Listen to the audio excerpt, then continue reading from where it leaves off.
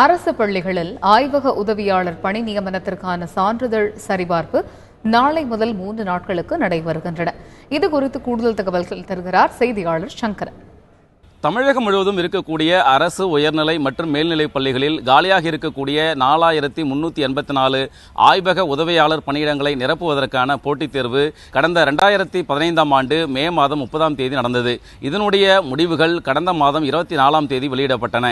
இதைத் தொடர்ந்து இந்த சான்றிதழ் சரிபார்ப்பு பணிகள், அதாவது தகுதி வாய்ந்தவர்களுக்கு ஒரு பணியிடத்திற்கு 5 பேர் வீதம் சான்றிதழ் சரிபார்ப்பு பணிகள் நாளை முதல் 11ஆம் தேதி வரை 9, 10 மற்றும் 11 ஆகிய 3 தேதிகளில் சென்னை மாவட்டம் தவிர்த்து மற்ற 31 மாவட்டங்களில் இந்த பணிகள் நடைபெற இருக்கின்றன. இந்த பணிக்காக கிட்டத்தட்ட ஒரு பணியிடத்திற்கு 5 பேர் வீதம் 20,000க்கும் அதிகமானவர்கள் அழைக்கப்பட்டிருக்கிறார்கள். அதாவது இதில் பங்கேற்கக்கூடிய தகுதி வாய்ந்தவர்களுடைய பட்டியல் ஏற்கனவே அந்தந்த மாவட்ட முதன்மை கல்வி அலுவலர்கள் வெளியிட்டிருக்கின்றனர். அந்த பட்டியலில் இடம் பிடித்திருக்கக்கூடியவர்கள் நாளை காலை 10 மணிக்கு அந்தந்த மாவட்டங்களில் உரிய அசல் சான்றிதழ்களுடன் நேரில் ஆஜராக வேண்டும் என ஏற்கனவே தெரிவிக்கப்பட்டிருக்கிறது. இந்த 3 நாட்களும் சான்றிதழ் சரிபார்ப்பு பணிகள் முடிந்தவுடன் 15ஆம் தேதிக்குள்ளாக இறுதி பட்டியல், அதாவது இந்த பணிக்காக தேர்வு செய்யப்பட்டிருக்கக்கூடிய இறுதி பட்டியல் வெளியிடப்படும் எனவும் அதைத் தொடர்ந்து அடுத்த ஒரு சில தினங்களில் பணி நியமனம் செய்யப்படும் எனவும் பள்ளிக்கல்வித்துறை வட்டாரங்கள் தெரிவித்திருக்கின்றன.